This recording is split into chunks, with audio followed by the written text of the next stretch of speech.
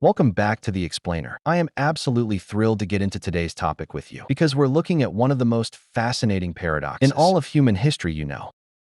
We naturally just assume that in any major conflict, the biggest army with the most resources is going to automatically win. History tells us a completely different story. Sometimes victory belongs not to the massive army, but to the smartest commander. Today we're opening up the underdog's playbook to decode some of the greatest military strategies ever deployed. We're talking about tactics that didn't just win a single battle, but literally altered the fate of nations and reshaped entire civilizations. So here's the million-dollar question we're tackling today. How exactly does a smaller army defeat an entire empire? Think about commanders standing on ancient battlefields, looking at totally impossible odds, facing down enemies that have overwhelming size and power. How do you flip that script? Well, as we're going to see, a brilliant strategy can completely neutralize brute force. It's just an incredible testament to human ingenuity. Here is our roadmap for today's explainer. We'll be looking at trapping the Roman army, the Mongol fake retreat mastering mud and mountains, the Great D-Day deception, and finally the elements of master strategy. All right, let's jump right into part 1. Trapping the Roman army at the Battle of Cannae 216 BC. Imagine being the brilliant Carthaginian commander Hannibal. You are leading roughly 50,000 soldiers, but standing across the battlefield are nearly 80,000 highly confident Roman troops. That is a massive disadvantage. The Romans looked at those numbers and figured their superior absolutely guaranteed to win. And honestly, if you're Hannibal, a traditional head-on clash is basically a death sentence. But Hannibal wasn't going to play their game. He relied entirely on his enemies' overconfidence to set a truly devastating trap. So how did he pull it off? Well, Hannibal deliberately put his weakest troops right in the center of the battlefield. The Romans took the bait, they pushed hard into that center. And as they did, Hannibal's front line slowly, intentionally fell back. The Romans thought they were crushing it, pushing deeper and deeper. But while they were completely hyper-focused on the center, Hannibal's strongest soldiers swept in from both sides. It was like a giant mousetrap snapping shut. Suddenly, the Roman army was completely surrounded. This maneuver is known as a double envelopment, and it literally trapped thousands of soldiers with absolutely nowhere to go. It is still studied today as one of the most tactical traps in history.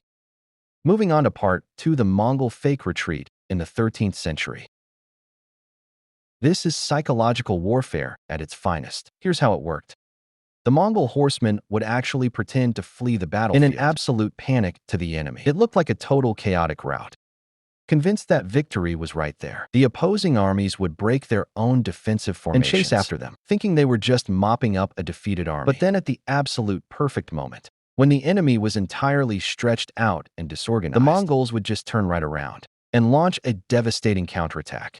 They weaponized the enemy's own eagerness against them hook, line, and sinker. Now you can't just fake a retreat on a whim. Actually, scratch that, you could, but it would turn into a real disastrous retreat pretty fast. This wasn't a cheap party trick. The Mongol arsenal relied on immense speed and unbelievable discipline. You combine that kind of high-stakes deception with expert horseback, archery, and rapid communication, and you have an unstoppable machine.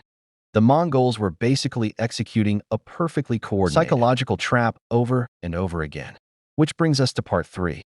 Mastering mud and mountains at Agincourt and Adwa. I want you to really let this number sink in. 6,000.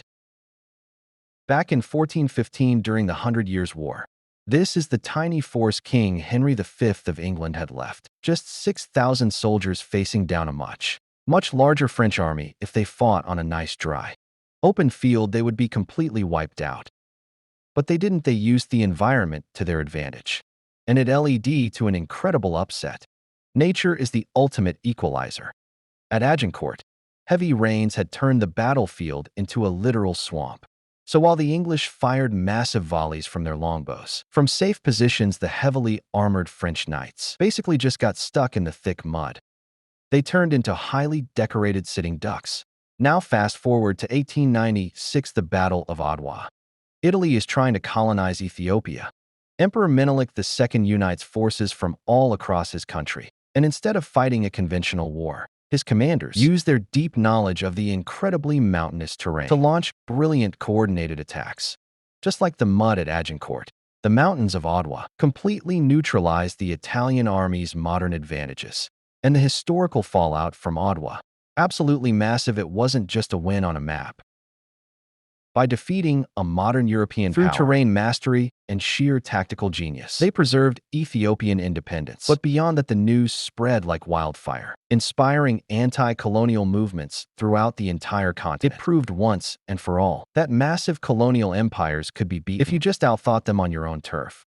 Now for the Great D-Day deception of June 6, 1944. So the Allies were gearing up to launch one of history's largest military operations, the invasion of Nazi-occupied France. But they knew for a fact that if the Germans met them at the beaches with their full strength, it would be an absolute bloodbath. So they fed the enemy exactly what they wanted to see. We are talking major Hollywood-level set design. They built an entire ghost army with literally inflatable rubber tanks. They broadcast fake radio chatter and planted completely false intelligence to convince the German commanders that the main invasion was happening somewhere totally different. In the crazy part, it worked beautifully. The German commanders completely bought the false intelligence, and because of that, their reinforcements were heavily delayed. They kept their troops held back, just waiting and waiting for a massive attack that was literally never coming. That crucial delay gave the Allies the exact window they needed to establish a foothold on the beaches of Normandy, marking the beginning of the liberation of Western Europe, which finally brings us to Part 5, Elements of Master Strategy. When you step back and look at all these insane victories, a very clear, repeatable formula starts to emerge. All these commanders, separated by thousands of years, share the exact same traits. They understand the terrain way better than their opponent. They gather incredibly accurate intelligence. They surprise their enemies, often by appearing weak when they're actually strong. They adapt fast when things go sideways. And most importantly, they are always thinking several steps ahead. Whether you're Hannibal trapping the Romans or the Allies setting up fake rubber tanks, the foundational rules of outsmarting your opponent are exactly the same. It all really boils down to this. Victory often belongs not to the strongest army, but to the commander who makes the best decisions. That is the absolute core of the underdog's playbook. These are the lessons that built nations, and why military academies still study these exact battles today. Because at the end of the day, the mind is definitely the ultimate weapon. So I want to leave you with this as we wrap up our explainer today. We've clearly seen that strategy conquers numbers time and time again. Whether you're using the mud, a psychological trick, or a brilliant trap, the smartest player on the field rewrites history. So looking at the overwhelming odds, or challenges you might face in your own life, if strategy beats brute force every single time, what's your next move? Start thinking a few steps ahead. Use your environment, and I'll catch you in the next explainer.